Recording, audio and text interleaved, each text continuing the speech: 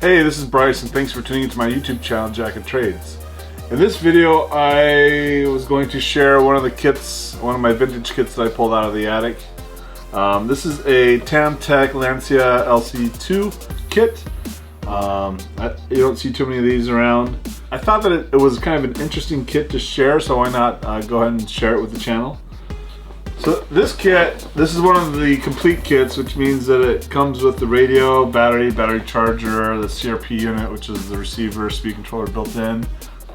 So it's a turnkey kit that comes with everything you need to build a running car. So these kits were released in 1986. Well, this one was actually released December 11th, 1986 by Tamtech.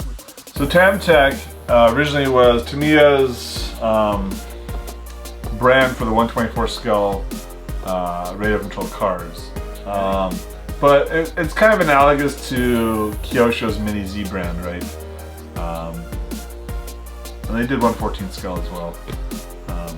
But on this platform, the 124 scale, they had several different body styles, including Porsche 962, a BMW GTP, Ford Mustang Probe GTP, Ferrari Testarossa, Porsche 961, and a Lamborghini Countach 5000. So I have the LC2. I actually have two of the car kits, but this is my only complete kit with radio. Personally, I'm impressed with the concept of a 124 scale RC car from 36 years ago. If you look at some of the other stuff that was available on the market as far as RC car technology, you know, you look at some of these vintage kits from the 80s and they're very chunky, whereas these cars are pretty well refined in the sense that they're cramming a lot of stuff into a small package. These cars have 3-point suspension, they have a differential, you know, a self-contained receiver slash speed controller, electronic speed controller, an actual servo, it's, you know, discrete servo.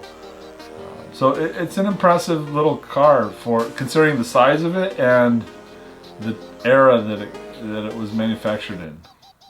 But I guess if you kind of think about it, Tamiya probably had that leverage over lots of the other manufacturers at the time in the sense that they were a model company, so they were, you know, they had already nailed down the technology of injection molded plastics and very detailed plastic pieces, right? I'll go ahead and flip the camera around now. We can dig in on this kit and see, look at the presentation and what all comes with it. Alright, so as you can see, this box has significant water damage, but actually once you get inside it's not too bad. So, you know, 36 years ago this is what you would get with a kit. So we got our manual. This is for the complete kit, which is the kit that comes with the radio with some options for the kits.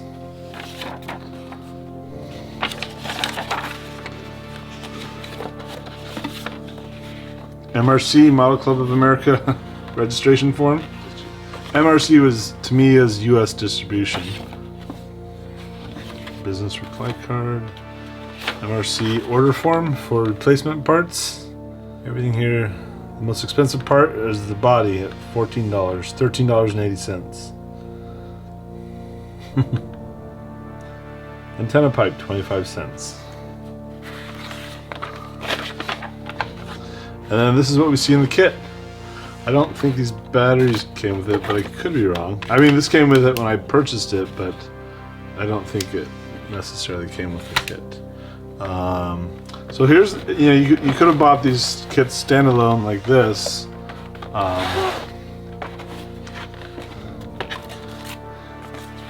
We got some more paperwork. An order form with an envelope for mailing in your check to get a t-shirt. I wonder what would happen if you sent this in now. Probably get returned to you. And then an old Tamiya flyer slash catalog, which does have water damage and I don't know if it's going to allow us to open it without destroying it. So what else do we get? We have a battery charger for the battery pack, 7.2 volt, 2700 milliamp hour. And then we have the battery and the motor in a blister pack.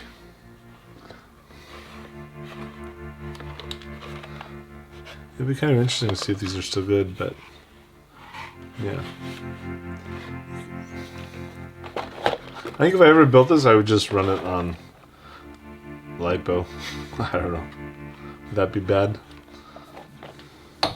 So then we have the radio and the CPR unit with a steering servo and an antenna frequency flag and another, I wouldn't call it a blister pack, but it's vacuum formed, and then it has this card behind it that slides out with a staple securing it in place.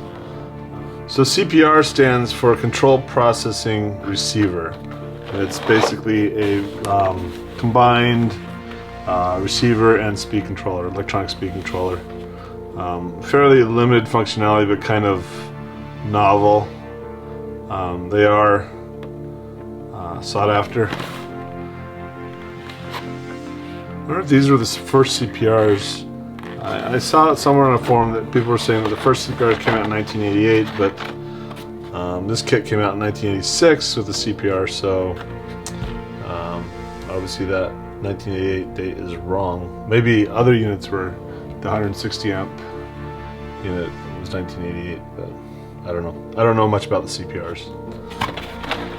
But it is kind of tempting to open up this radio. This radio is mint, having been stored away for the last 36 years.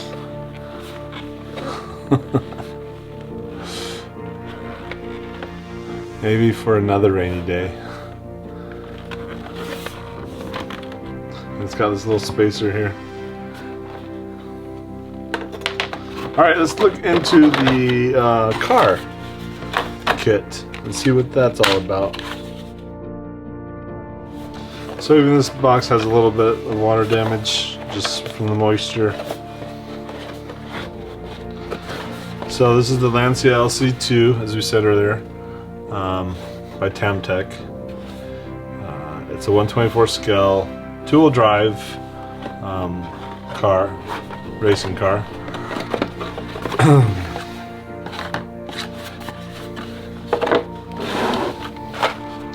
So here's a little flyer, list of RC models. So keep in mind this is coming out in 1986, so we've got some very vintage cars like the Road Wizard F1. I'd love to get one of those. Porsche 959. I have a couple of those. Not new in box, but needing to be restored, essentially. Wild Willie Monster Beetle, Pickup Bruiser, Blackfoot, Porsche 962. So here's another 1/24 scale. These are more 1/24 scales. Hornet, Grasshopper, Frog, Wild One, the Fox, Hot Shot. All the vintage icons. Boomerang, Falcon, Super Shot, Bigwig. Then some accessories. They have the batteries, chargers. On the other side they had kind of building tools, paints, thread lock, switch lubricant. I used to have a tube of switch lubricant. Cement pen, rubbing polishing compound. Yeah, it's kind of cool looking at these old catalogs. A lot of paperwork with this kit. Alright, so we have a body. It's clear, but it's a hard body. It looks like we got some control links. Little front bumper. So here's our drivetrain. We got some pinion gears, and then a gear differential. And here's our chassis. Very small. And we have the upper portion of our chassis.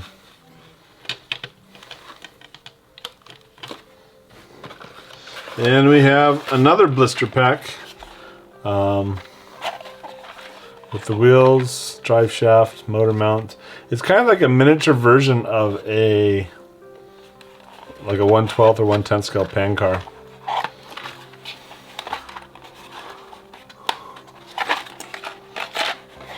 Our little screw bags. We get some tools, our front shocks, our front springs, lots of little screws, some O-rings. I wonder if they're using those as dampers. These little bump stops. Got a little tool for E-ring and pinion gear. Interesting.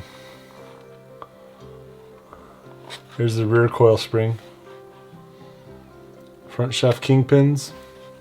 Rear stabilizers, kind of like a roll bar or anti-sway bar. We got not a lot of plastics with this kit, right? So we got some plastics here. Looks like steering linkages. Maybe a rear pod for carrying the rear axle. And parts for the rear shock. Most of it's kind of built into the chassis. So you have your C-hub that's molded into it here. That rear pod pivots back here on this back end. And your shock probably mounts here. I've never built one of these.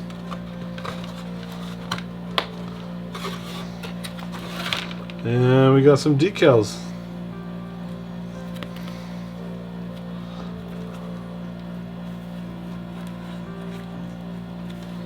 And an antenna tube as well.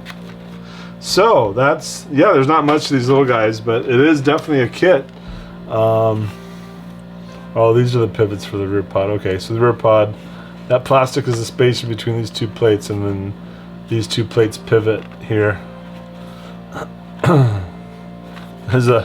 It's funny how they throw in kind of standard 10 scale size components like this antenna holder, which gets used in all of their classic kits. And they're throwing it into this 1/24 scale car.